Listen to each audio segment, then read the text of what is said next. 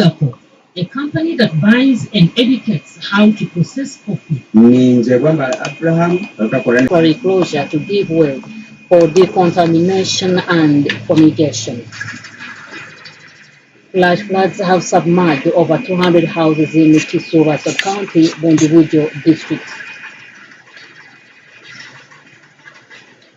The World Food Programme has said serious hunger and malnutrition looms for millions of refugees across Eastern Africa who depend on assistance from the food agency to survive. And now the news in detail. Administrative services at Naguru Police head offices have resumed today after 3 days of temporary closure to give way for decontamination and fumigation.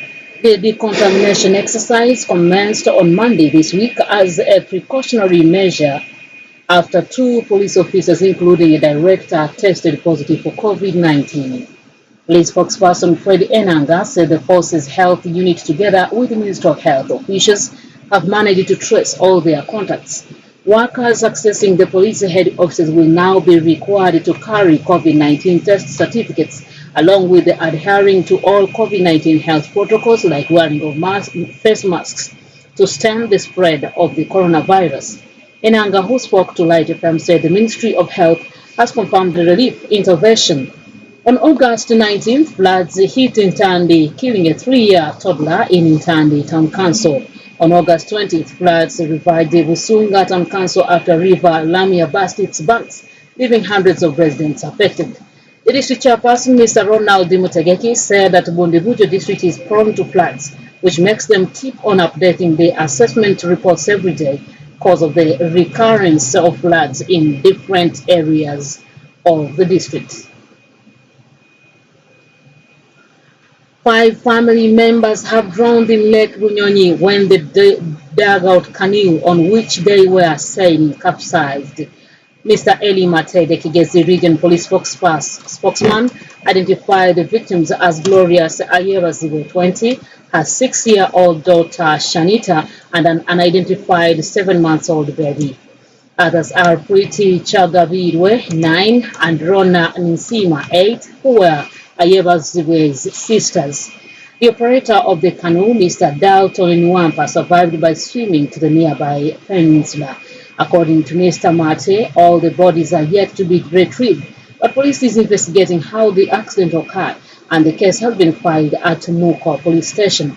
The victims were residents of Karambo Village, Moko Sub-County. They were crossing the lake from Ndekura landing site after visiting their relatives. On August 11, 3 people drowned while 4 others were rescued after the dugout canoe on which they were sailing was hit by waves on the lake. Mr. James Muhwensa, a resident of Kitumba Sub-County, said that the use of dugout canoes for transport on Lake Bunyonyi has remained a death trap for community members.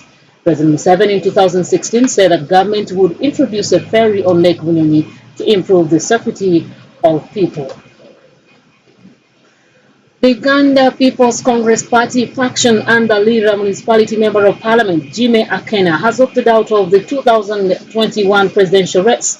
The faction spokesperson Sharon R. Arak Oyat announced the decision at their weekly press briefing at Uganda House yesterday morning.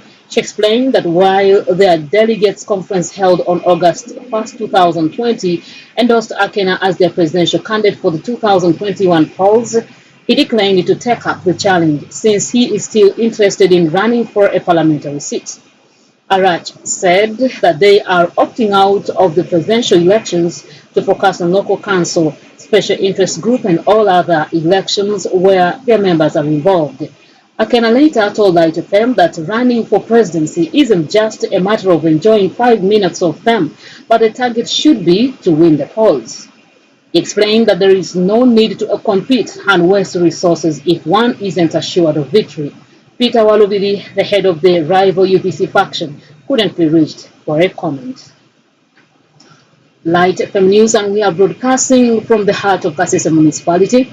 On the international scene, the World Food Programme has said serious hunger and malnutrition looms for millions of refugees across Eastern Africa who depend on assistance from the food agency to survive. It said that the socio-economic impact of the COVID-19 pandemic has reduced vital funding from donors. The World Food Programme has already reduced food or cash transfers by up to 30% for more than 2.7 million refugees in Ethiopia, Uganda, Kenya, South Sudan, and Djibouti, it said. The World Food Programme Eastern Africa Regional Director Michael Danford said that the refugees are especially vulnerable to the spread of COVID-19 because they are crowded together in camps with weak or inadequate shelter, health services, and access to clean water and sanitation. And finally, to wind up, let's take a look at the headlines once again. Administrative services at Naguru Police head offices have resumed today after 3 days of temporary closure to give way for decontamination and fumigation.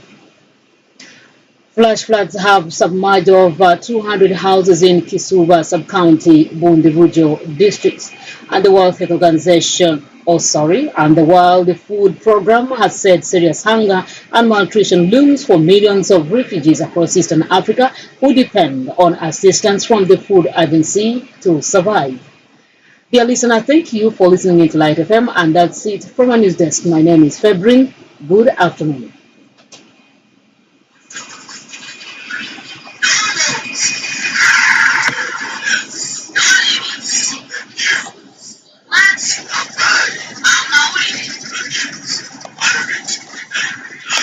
Was brought to you by NYABOSI, a company that buys and educates how to process coffee.